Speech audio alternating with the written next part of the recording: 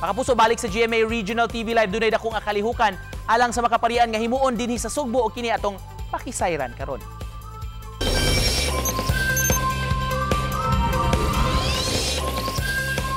Gikatakdang tambungan ang National Retreat for the Priest nga ipahigayon sa dakbayan sa Sugbo ug 3,000 ka mga pari gikan sa nagkadaayang diocese sa nasod sugod Nobyembre City hangtod na sa Pitsan 9. Tungod kay usa kini kadakong kalihukan, nakig-alayo na sila sa LGU kapulisan aron masiguro nga magmalinawon kini. Sayran ta ang ilang katuyuan sa paghimo niini lakip na ang mga umaabot nga aktibidades subay sa maong kalihukan. Karong buntaga mga kapuso magpakisayon ta unsa nakaandam ang atong Archdiocese of Cebu sa pagpahigayon niini. Makauban nato usa sa mga volunteer sab sa kalihukan sakop sa Commission on the Leyte atong kauban sa buhat Rowena Capistrano. Maayong buntag Rowena ug welcome sa GMA Regional TV Live. Maayong buntag Sir Nico ug maayong buntag sa tanan og sangan sa overall chairman sa NRP 2023 Ma'am Pe Mantuhak Barino ug sangan sa atong Arsobispo sa Sugbo Archbishop Jose Palma. Maayong good morning kanatong tanan. Daghang salamat for joining us. Unsa natakaandam para sa National Retreat for Priests nga himuon dinhi sa Sugbo? Actually, Sir Nico, naanata karon sa more or less 65% sa itong pagpangandam sa NRP 2023. Unya ni atong Friday, Sir Nico, as of karon doon na namtay 2,300 ka mga registered nga mga kaparian and we look forward for maximum of 3,000 ka mga pari. So ni atong Biyernes, ato kining gibuksan og 500 slot ka for sang ay Sir Nico. Unya ato ning gibuksan 500.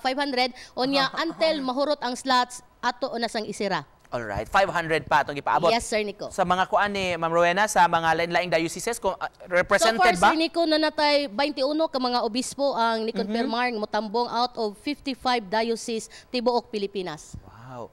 Unsa may katuyuan ani pagpahigayon sa National Retreat for Priests? Base sa atong kasayuran gikan sa atong chairman o sa atong arsobispo sa Sugbo usa kini ka panagtagbo sa atong mga kaparian, mga obispo din mo pahigayon sila retreat din ilang tukion ang ilang mga angay pang mga buhaton unya ato sa aron ilang madala ngadto sa tagsa-tagsa ka mga parokya. Wow, kay mo na itong gikinahanglan karon Yes. kay mo gini atong mga guidance sa atong mga kaparian, atong mga kura, so sila sa mo undergo ani nga mga kalihukan. Yes, Sir Nico. At the same time, dako sa tagtabang kitang mga laiko, Sir Nico. Gani sukad kagahapon, dunay gi kanang launch nga 50-day brigade, prayer brigade ka for Sir Nico.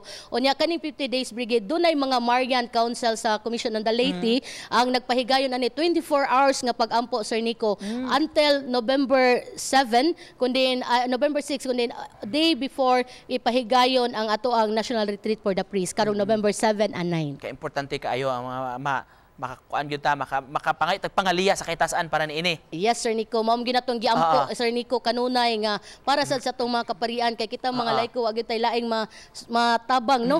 Unya karon sang buntaga, Sir Nico, ato sang makauban dinhi gyud ang ato ang overall chairman sa National Retreat for the Priest nga si Mempe Mantuhak Barino, Sir Nico. Basin do na kay mga pangutana pa kaniya. Manghinaot ta nga of course successful kay atong mga atong kalihukan no. Para sa National Retreat for Priests andam na ba tatanan niya? We understand Wang. Daghang salamat Ma'am Fe for joining us this morning. We understand nga taud-taud na tas kanang murag ang preparasyon ni ini sa atong simbahan sa atong Archdiocese. Kapila ba ning higayon nga naka-host na ang Archdiocese of Cebu ani? Sir Nico, it's the first time no nga may tabo din sa Archdiocese of Cebu kining National Retreat for the Priest, Sir Nico. Unya at the same time dako ni natong oportunidad. Supposed to be may tabo ta ni atong year 500 years apan karon, Sir Nico, dinhi gumikan sa pandemic mga kakuliang di kapugan morning karon ni mahitabo atong makauban, Sir Nico, Ma'am Fe Barino. Hello Ma'am Fe, good morning. Ma'am Fe, on your end unsa may matabang sa mga ordinaryong laiko sa natong mga ordinaryong mga manimbahay para sa success ani mong kalihukan? Importante kay maing buntag, importante kay tanan kitang mga nagpaminaw karon, mga laiko nga mo appeal, mo journey mo uban ining importante kay nga kalihukan alang sa mga kaparian. Pinaagi sa atong mga pag-ampo, pinaagi sa atong mga suporta no, ug dunay mga donasyon. Welcome kay tanan.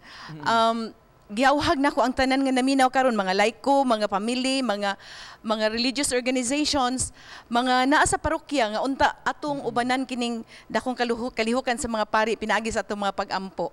Doon natay 50 days prayer brigade nagsugod kagahapon ug doon na sad tay mga pag-ampo panahon sa Santos nga misa matag Domingo. Wow.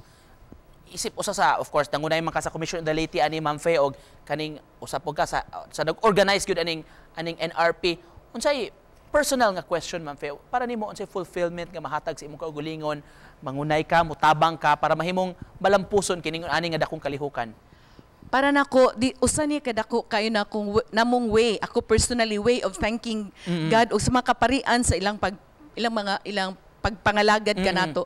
Importante kay ang role sa mga pari kanatong tanan no gikan sa atong pagbunyag, pagkataw hangtod sa atong kamatayon, we really need priest. Mo na nga kani I'm very happy together with all our working committees nga maka-serve me pinaagi ni ining National Retreat for Priests. This is our way of thanking the Lord and thanking our priests, showing our love to them. Finally, briefly lang, Ma'am Fe, medyo limitado ang oras. Message lang ni mo, Ma'am, buot ipaambit sa atong mga kaigsunan, mga kapuso nga nagtanaw. Alang ka natong tanan nga mga kapuso nga nagtanaw karon, let us journey atong ubanan ang atong mga kaparian. Awhagon ko kamo sa inyong mga panahon, sa inyong mga pag-ampo, apili ninyo sa panahon alang sa pag-ampo sa atong mga kaparian. And to all the priests listening right now, we are still open, no? Please register right now because limitado na lang ang ato ang seats nga nahabilin. Thank you so much for joining us this morning sa among imbitasyon. Of course, Ma'am Rowena Capistrano ug si Ma'am Fe Mantuhak Barindurhan. Kayong salamat. Umubalik pa mga kapuso ang GMA Regional TV Live.